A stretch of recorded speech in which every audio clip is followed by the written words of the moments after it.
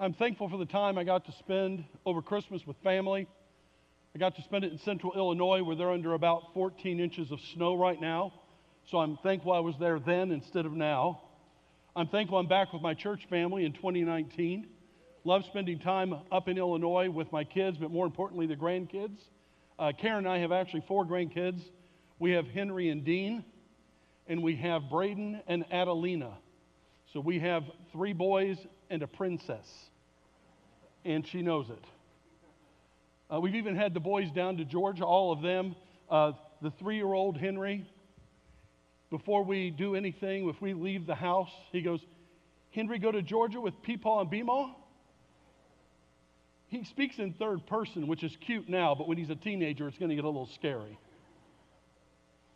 And I love being with him because you get reminded of things like what Disney Junior is like and what Nick Jr. is like.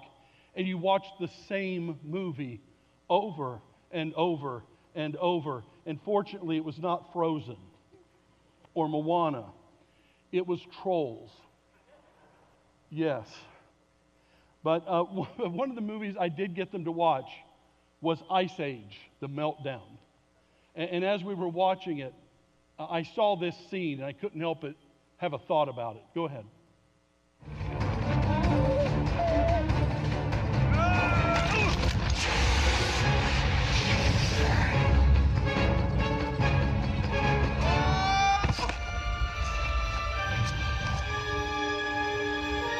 Hold Pinky!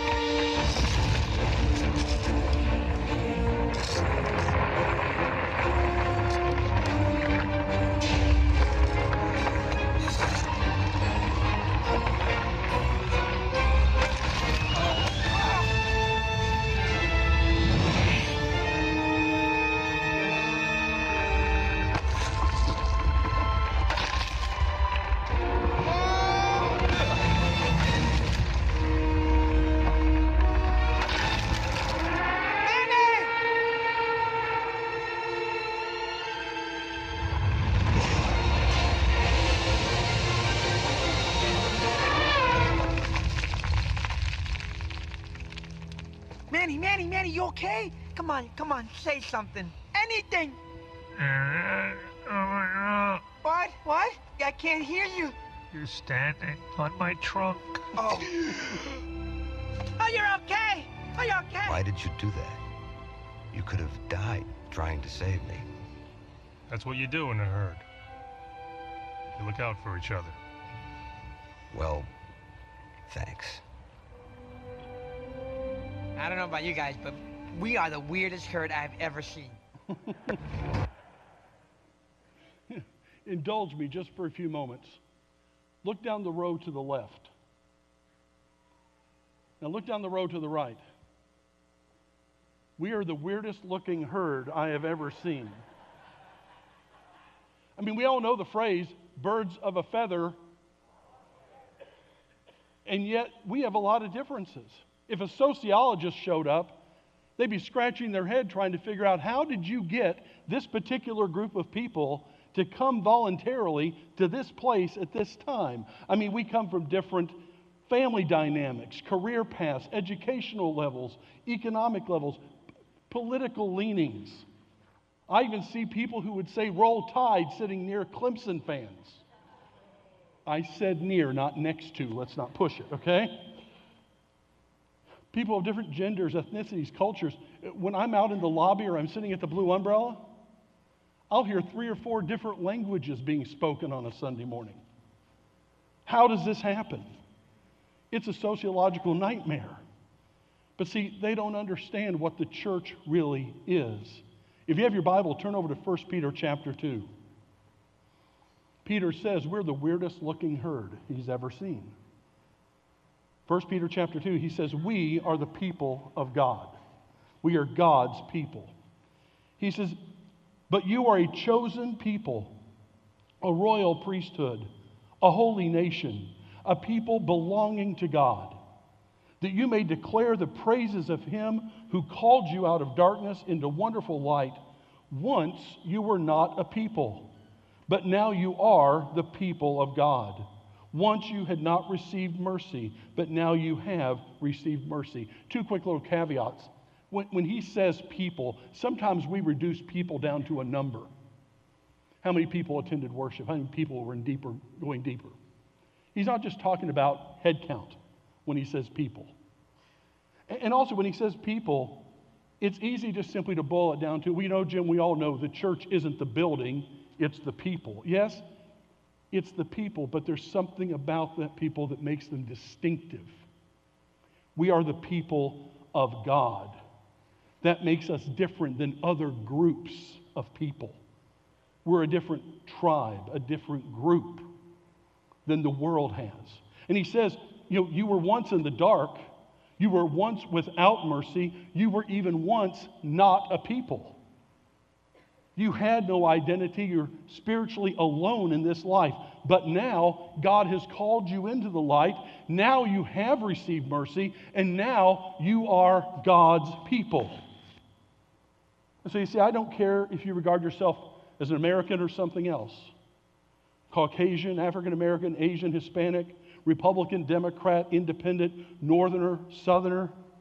All the ways we label ourselves, all the ways society divides us and categorizes, it simply isn't our primary identity anymore. Our primary identity is now we are the people of God, His flock, His new creation. It's nothing like the world has ever seen.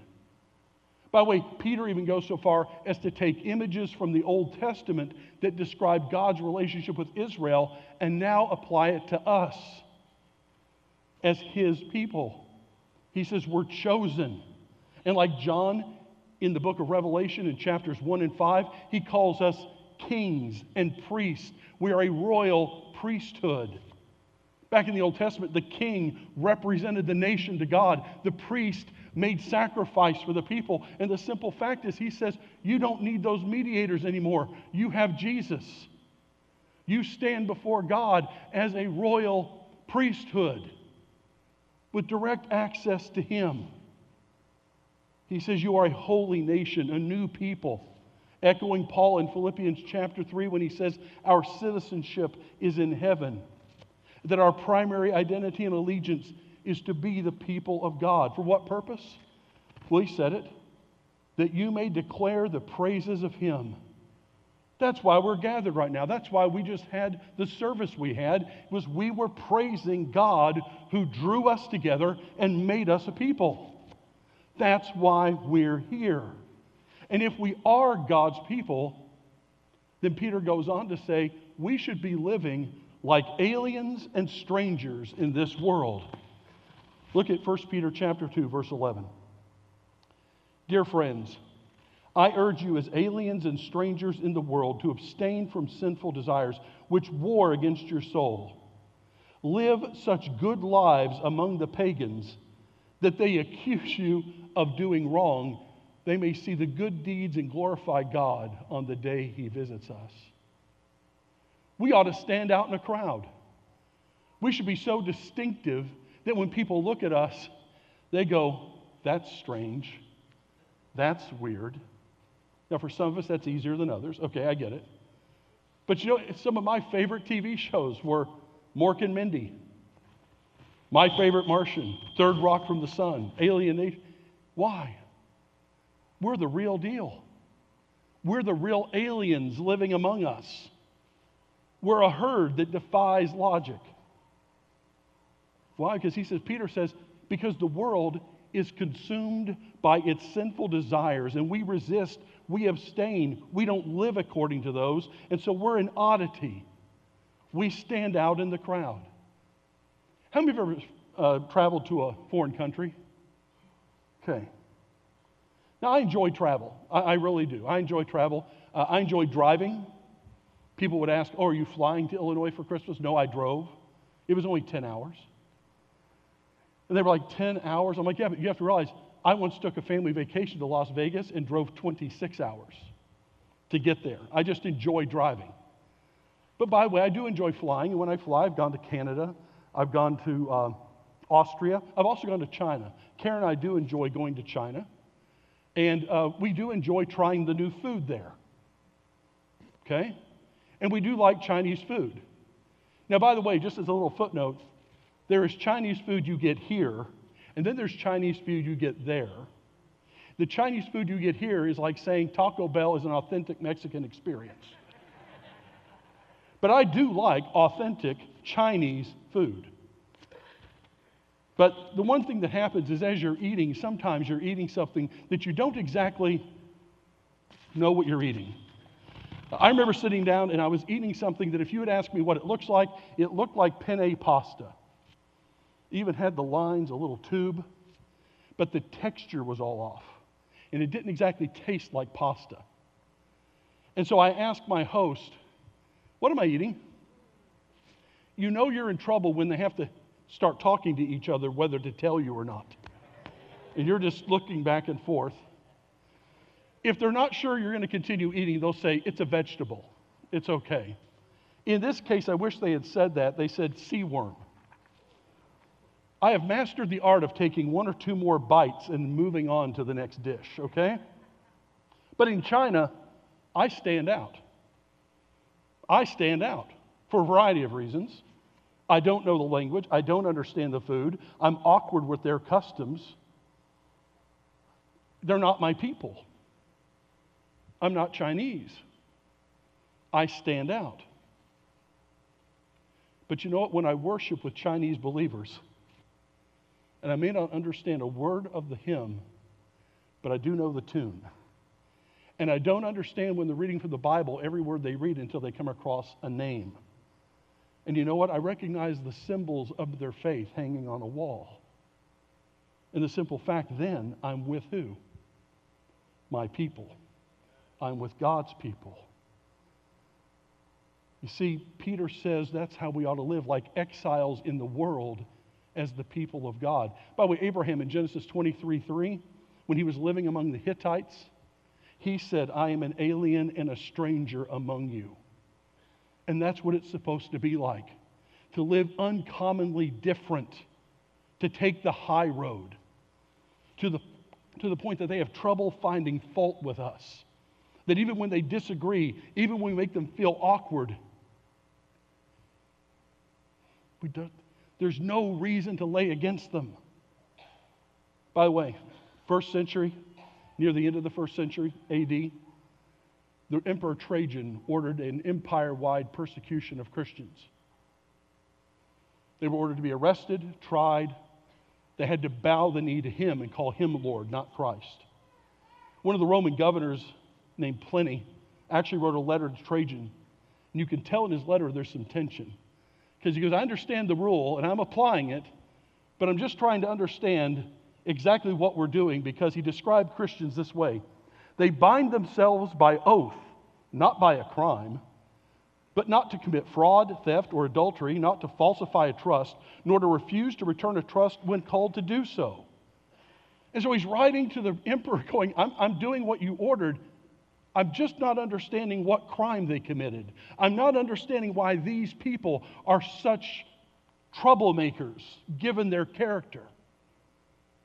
You see, they live like aliens and strangers among us. But is that why we're doing this? You see, we abstain from sin, which the world embraces. We have a different set of programming. But you know what, Jim? I'm still in this world. How do I live like an alien and a stranger? Well, Peter talks about that as well. 1 Peter chapter 2, verse 13. Submit yourself for the Lord's sake to every authority instituted among men, whether to kings as a supreme authority or to a governor who are set by him to punish those who do wrong and commend those who do right. For it is God's will that by doing good you should silence the ignorant talk of foolish men. Live as free men, but do not use your freedom as a cover-up for evil. Live as servants of God. Show proper respect to everyone. Love the brotherhood of believers. Follow God. Fear God and honor the king. You know, look at your motive. What's our motive in life? He says, for the Lord's sake.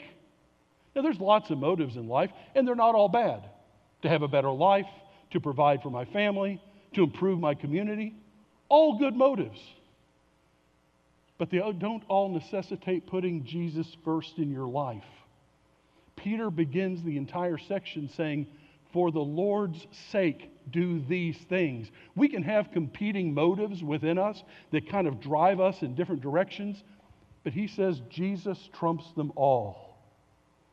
He says we're supposed to do good. Do good in the name of Jesus. By the way, he's agreeing with Paul, who back in Galatians chapter 6 wrote this. Let us not become weary in doing good, for at the proper time we will reap a harvest if we do not give up. Therefore, as we have opportunity, let us do good to all people, especially to those who belong to the family of believers. You know, it's kind of like being on a plane. When the oxygen mask drops, secure it to yourself before trying to aid somebody else. See, I do listen. You take care, you do good to everyone, but especially those who are God's people, because we in turn will go out and do good. But you know, being good is kind of a nebulous idea. What is Peter really talking about? Well, he gives 3 examples, Peter himself. He said, be a good citizen. And before we just read that and say, okay, good citizen, this is at a time when the government's doing what? Persecuting. And he says to them, be a good citizen. Don't give them a reason to be persecuted. Be so good that they can't figure out why we're doing this. By the way, and he doesn't say if. Be a good citizen if things are going well. By the way, I watch TV. You can turn on any news channel and get any number of pundits 24 hours a day talking about politics, railing against any decision you want to listen to. But you know what? At the end of the day, it's not what I think about my king or my president or my governor or my incoming governor. He says, you know what your duty is as a Christian? To be a good citizen. To posture yourself, not like a pundit, but in prayer. Support your king. Be a good citizen. He also says, be a servant. He talks about doing good versus their talk about us, that our actions will speak louder than their rhetoric. You know, I have a little reminder in my office, just a little plaque. It says, you don't build a reputation on what you're going to do. You have to do it. And Peter says, you know what, you are free, so live free, but make sure you don't use your freedom as a license to sin. Use it to be a servant of God. Use your freedom wisely. So that when people do make accusations against you or against the church, the people of God, that we are like Teflon. It just doesn't seem to stick. Where do you do this? Well, you serve God here. I know people who serve every week. But you also serve God where He puts you. In your family, in your workplace, in your neighborhood, in your school. Wherever God puts you, that's where you were planted to serve, to represent Him, to be the people of God in front of the pagans. And he also says, be respectful to others, to fear God, to those in authority, but be respectful to everyone. When other people are bursting out, when other people are rejecting and judging, we do what? We show respect. You know what? Many of you will go out and have lunch after service today. How could you show respect to that waiter or waitress? People that are normally just kind of overlooked or assumed. How could you show respect for them? See, that's what we're supposed to do. To live like the people of God by respecting those around us. By the way, one person here that I truly do respect is Chad Wallace. And Chad, on our vision night on the 27th of January, is going to be put forth as a candidate for elder. And so we're hoping people will attend that evening and that you can get to know Chad. That is on the 27th of January. And by the way, that night, we're going to look at 2018 and what was accomplished. We're going to look at lessons we've learned from that year, and we're going to look at 2019 and where we're heading. And information about that meeting will be available next week so you can pick it up at the Blue Umbrella. But see, we do this because we have people worthy of our respect. And that's what Peter says to do, to be servants of God and be respectful of all people. Why? Because it's the thing he says over and over, that we need to be the people of God in this world. And as God's people, we take time every week to give our tithes and offerings to support the ministry of God's people. You're not just giving to Heritage, you're giving through Heritage, because it's not the building, it's us. It's us.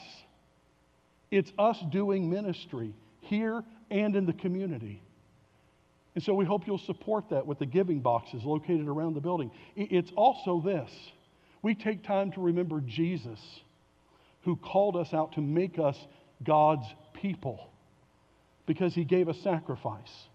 And that through his body and blood, we are restored in our relationship to God. So in a few moments, we'll stand and go to the tables located around this room, and we'll take the cup that represents his blood and the bread that represents his body.